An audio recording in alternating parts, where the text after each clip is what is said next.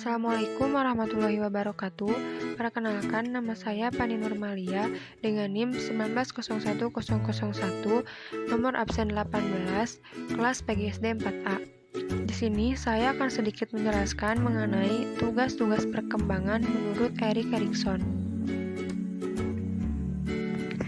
Erik Erikson adalah seorang psikolog Jerman yang terkenal dengan teori tentang 8 tahap perkembangan pada manusia. Erikson juga menyatakan bahwa pertumbuhan manusia berjalan sesuai prinsip epigenetik yang menyatakan bahwa kepribadian manusia berjalan menurut 8 tahap. Pada masing-masing tahapan tersebut memiliki tugas perkembangan sendiri yang bersifat psikososial.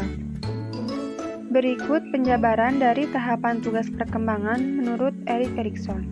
Tahap pertama, tahap bayi 0-1 tahun, tahap balita 1-3 tahun, tahap prasekolah 3-6 tahun, tahap usia sekolah 6-12 tahun, tahap remaja 12-20 tahun, tahap pemuda atau dewasa awal 20-40 tahun, tahap dewasa atau paruhbaya 40-60 tahun, dan tahap lansia dari 60 tahun sampai kematian.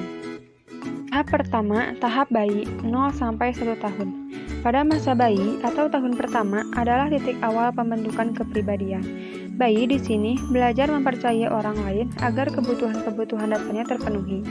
Tugas yang harus dijalani pada tahap ini yaitu menumbuhkan dan mengembangkan kepercayaan tanpa harus menekankan kemampuan untuk hadirnya suatu ketidakpercayaan.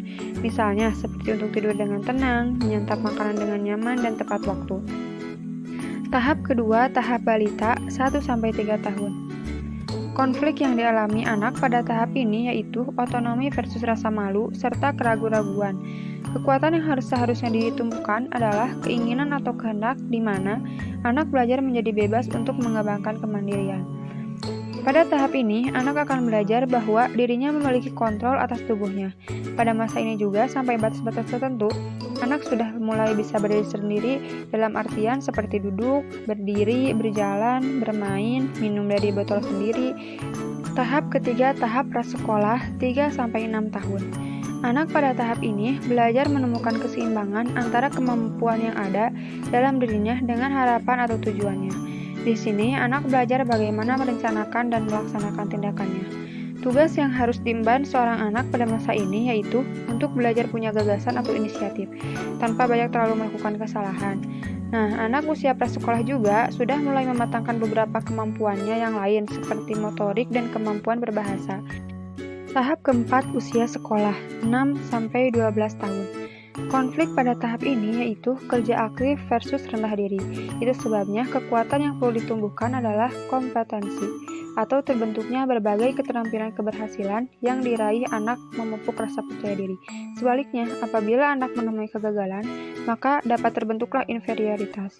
Tugas yang paling diperlukan dalam tahap ini ialah dengan mengembangkan kemampuan bekerja keras dan menghindari perasaan rasa rendah diri.